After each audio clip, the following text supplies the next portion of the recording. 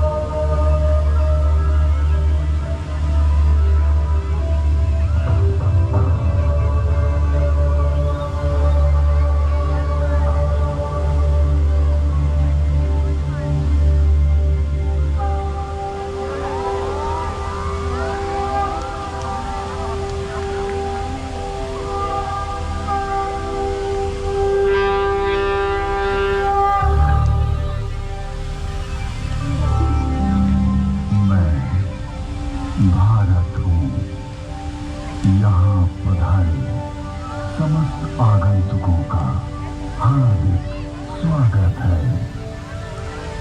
भारत में आदिकाल की विलुप्त हो रही ऋषि परंपरा का पुनरुत्थान की गाथा वेदवन से प्रारंभ करने की चेष्टा की गई है।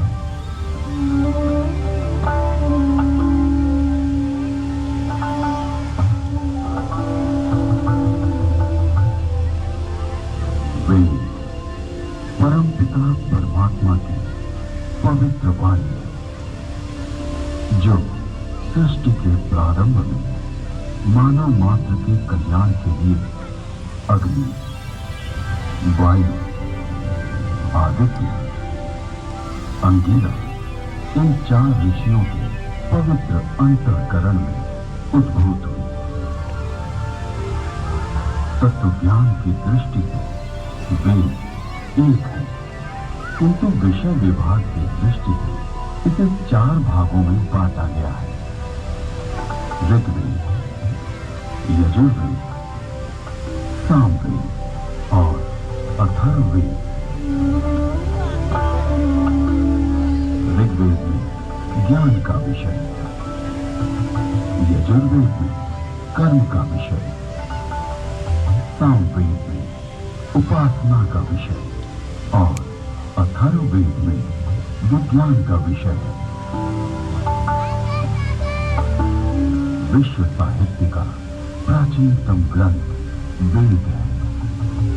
मानव जाति के प्राचीनतम ग्रंथ होने के कारण उस समय की सभ्यता, संस्कृति, आचार विचार और कर्तव्य आदि को जानने का स्रोत वेद है। भारतीय दर्शन, साहित्य, ललित कला,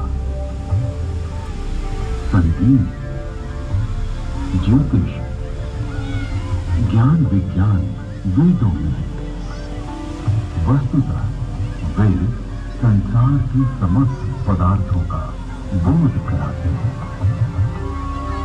वेद के भाष्यकार आचार्य सायण कहते हैं, इष्ट की प्राप्ति एवं अनिष्ट के परिहार के अलौकिक उपाय को बतलाने वाले ग्रंथ वेद सबके द्वारा पूजनीय और यजनीय परमात्मा से ऋग्वेद, यजुर्वेद, सामवेद और अथर्ववेद प्रकट हुए। ऋग्वेद के मंत्र दृष्टा ऋषि कहते हैं, तस्मात् ज्ञातस्य वर्षा सामान्य जगीरे छंदांसि जगीरे तस्मात् यजुस्त तस्मात् जायते। ऋग्वेद जिसके द्वारा विभिन्न देवताओं की स्तुति की जाती उसे ऋग कहते हैं। ऋच्यते, स्तूयते, अन्य इसे ऋग। इस प्रकार की ऋचाओं के संग्रह का नाम ऋग्वेद है। ऋग्वेद विश्व साहित्य का प्राचीनतम ग्रंथ है।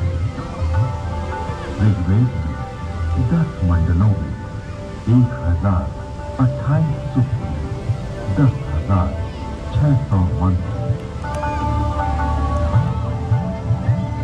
यजुर्वेद। यजुर्वेद में कर्मकांड का प्राधान्य, जिसकी समाप्ति अनियत अक्षरों वाले अथवा जो गद्यमय है उसे यजुष कहते हैं। अन्यताक्षरावसानो यजुर।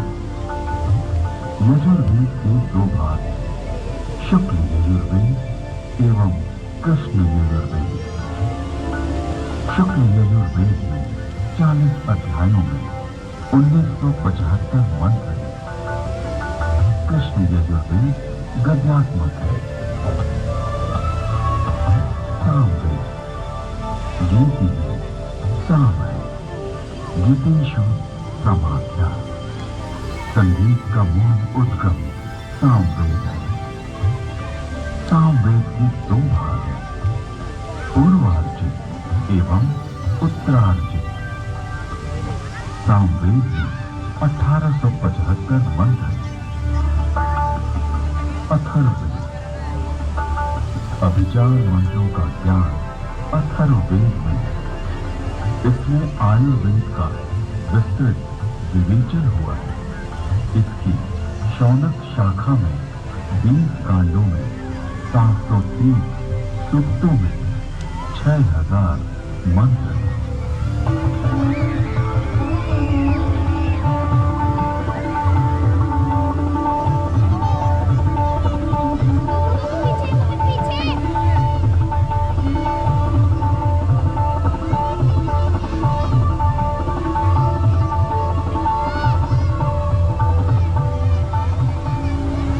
प्राचीन काल में वेद श्रुति परंपरा से अक्षुण्ण रहे। वैदिक ऋषियों ने वेदों को कंठस्थ किया और अपने शिष्यों को इसका श्रवण कराया। शिष्यों ने सुनकर वेदों को कंठस्थ किया और उन्होंने अपने शिष्यों को सुनाकर कंठस्थ कराया। इस प्रकार श्रुति परंपरा से वेद अक्षर बने हैं। वेदों में किसी भी प्रकार की मिलावट न हो सके, इसके लिए वैदिक ऋषियों ने विकृति पाठों का निर्माण किया। वेदों में मंत्र दृष्टा ऋषियों का उल्लेख है, जिन्होंने मंत्रों का साक्षात्कार किया। इस परंपरा में सप्त ऋषियों का विशेष महत्व बतलाया गया है। सप्त ऋषियों का वैशिष्ट उपनिषद एवं पुराणों में मिलता है।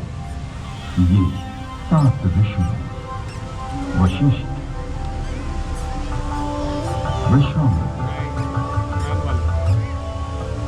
जमदग्नि,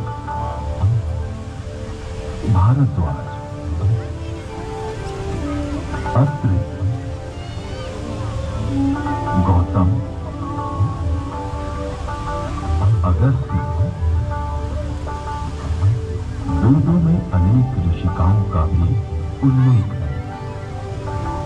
इन ऋषियों की परंपरा का अनुपालन करने वाले ऋषियों ने भी इन्हीं नामों को धारण किया।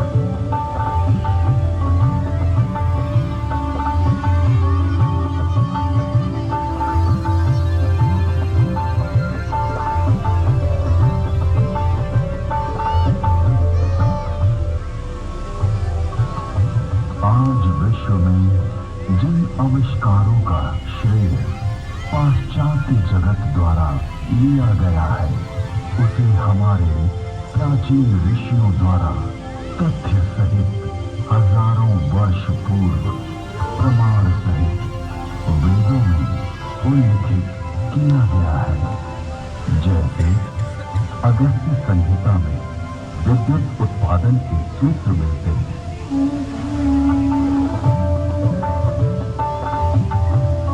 एक मिट्टी का पात्र लें, उसमें ताम्र पट्टिका कॉपर शीट डालें तथा शिखग्रीवा कॉपर सल्फेट डालें। फिर बीच में गीली काष्ठ पांसु व सॉडस्ट लगाएं। ऊपर पारा, मर्क्यूरी तथा 10 रोस्ट जिंक डालें। जब तारों को मिलाएंगे तो उससे मित्रा वरुण शक्ति इलेक्ट्रिसिटी का उदय होगा। अगस्त्य संहिता में विद्युत का उपयोग इलेक्ट्रोप्लेटिंग के लिए करने का भी विवरण मिलता है।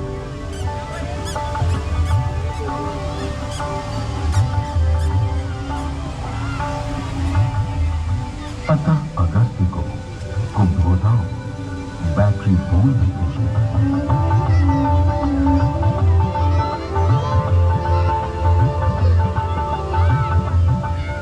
सौ कुंभों उपरोक्त प्रकार से बनी तथा श्रृंखला में जोड़े गए 100 सेलों की शक्ति का पानी पर प्रयोग करेंगे तो पानी अपने रूप को बदलकर प्राणवायु, ऑक्सीजन तथा उदान वायु, हाइड्रोजन में परिवर्तित हो जाएगा।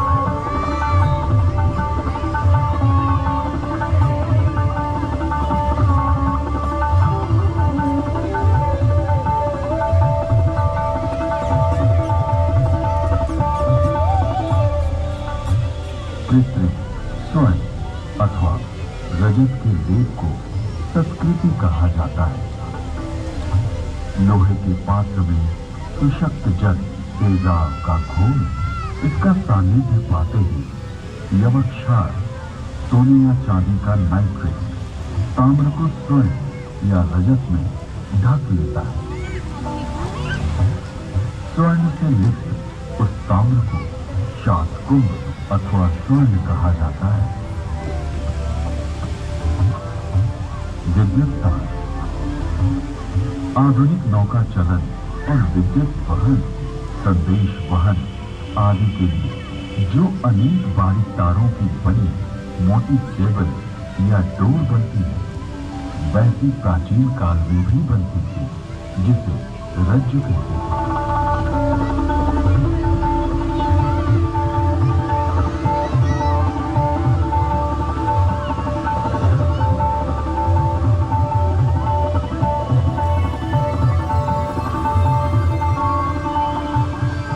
तारों का सूत्र बनता है।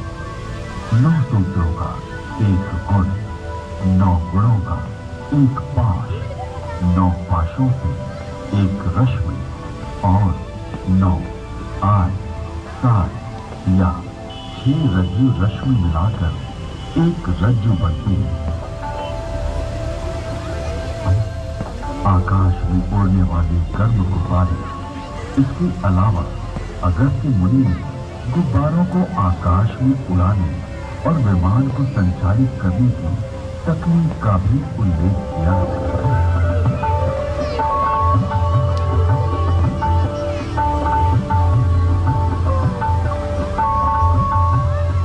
उदान वायु, हाइड्रोजन को वायु प्रतिबंधक वस्त्र में रोका जाए तो यह विमान विद्या में काम आता है। यानी वस्त्र में हाइड्रोजन पक्का बांध दिया जाए तो उसमें आकाश में उड़ा जा सकता है।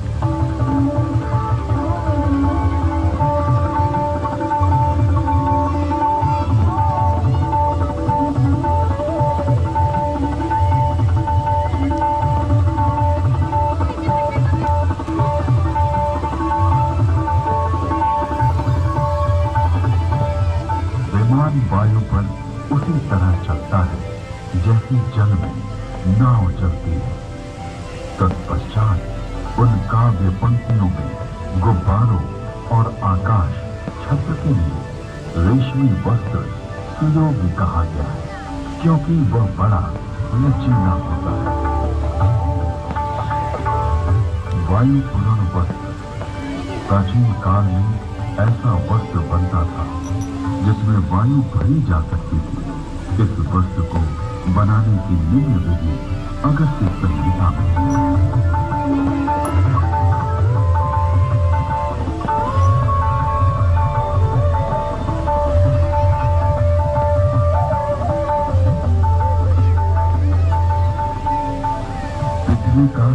की परिक्रमा करने का वर्णन ऋग्वेद, यजुर्वेद और अथर्ववेद के मंत्रों में मिलता है।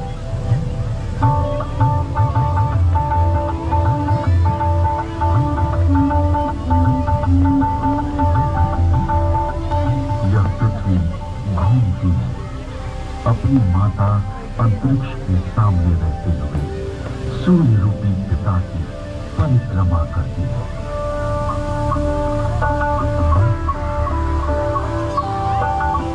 पृथ्वी शह, सूर्य, शुष्ण की प्रदक्षिणा करती है।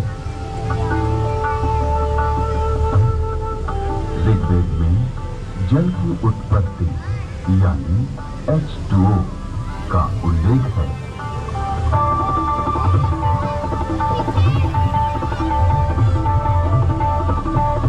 जल की प्राप्ति के लिए मैं पवित्र ऊर्जा, एनर्जी वाले मित्र, ऑक्सीजन और दोषों को नष्ट करने वाले वरुण, हाइड्रोजन को ग्रहण करता हूं। यजुर्वेद में सूर्य में उच्च जल तत्व यानी हीलियम का संकेत किया गया है।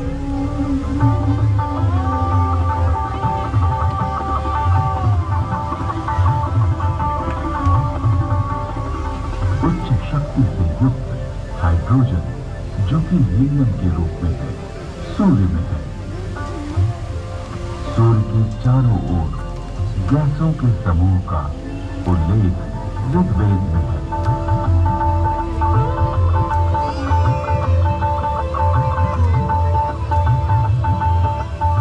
ऋग्वेद में ही सूर्य की गति और प्रकाशक होने का वर्णन है।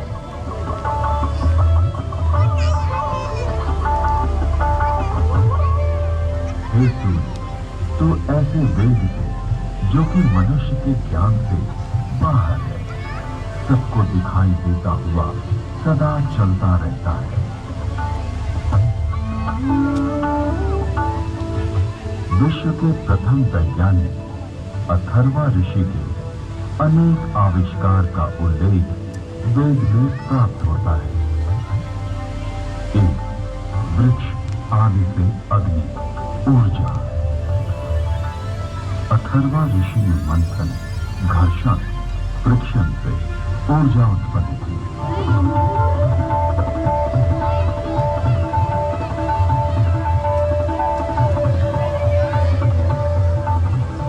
अरण नामक वृक्ष की लकड़ी में अग्नि,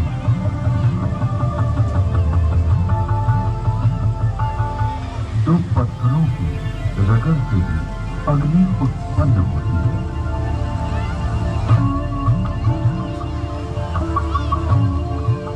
दूसरा, जल मंथन से अग्नि, हाइड्रो इलेक्ट्रिक, हाइडल।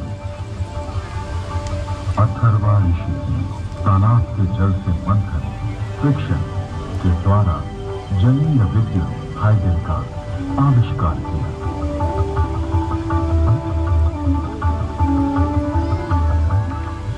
तीसरा, भूगर्भीय अग्नि, पुरुष अग्नि, oil and natural gas.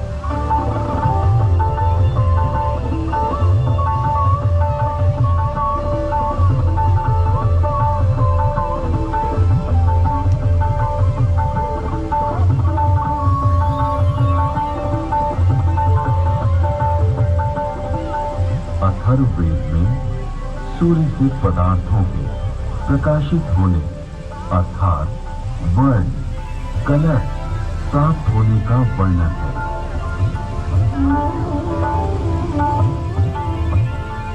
Rigveda में सौर ऊर्जा का स्पष्ट उल्लेख प्राप्त होता है। इसके आविष्कारक वशिष्ठ एवं भारद्वाज बतलाए गए हैं। ऋग्वेद में सूर्य की घातक किरणें अल्ट्रावायलेट रेज का वर्णन है।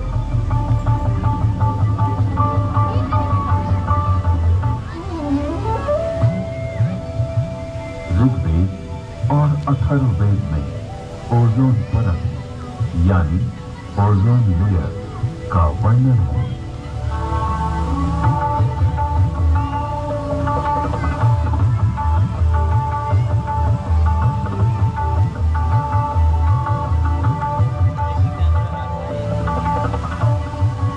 जिस प्रकार गर्भस्थ शिशु की रक्षा के लिए उल्ब, जारजे, झिल्ली, परत, मेम्ब्रेन होती है, उसी प्रकार पृथ्वी रूपी शिशु की रक्षा के लिए परमात्मा ने इस महज उल्ब, ओजोन परत की रचना की है। ये स्थविर, स्थूल रूप वाला है। इसका स्वरूप स्वर्ण के समान तेजित आभामय है।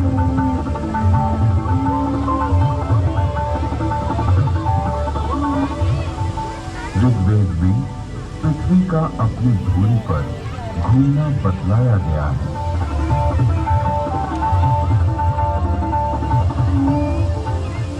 पृथ्वी की 7 परतों यानी स्ट्रेटा का उल्लेख ऋग्वेद में है।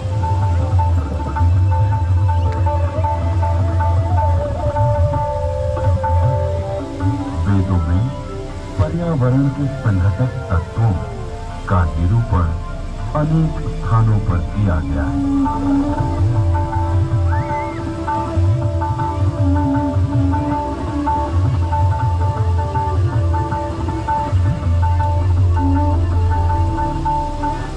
जल,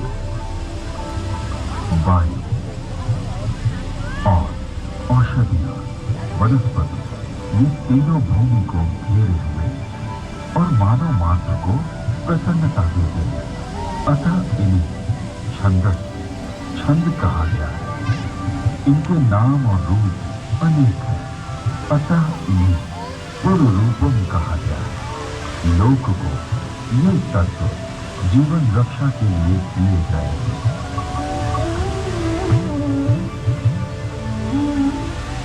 यजुर्वेद में ये स्पष्ट रूप से कहा गया है कि वेद का ज्ञान सभी के लिए है।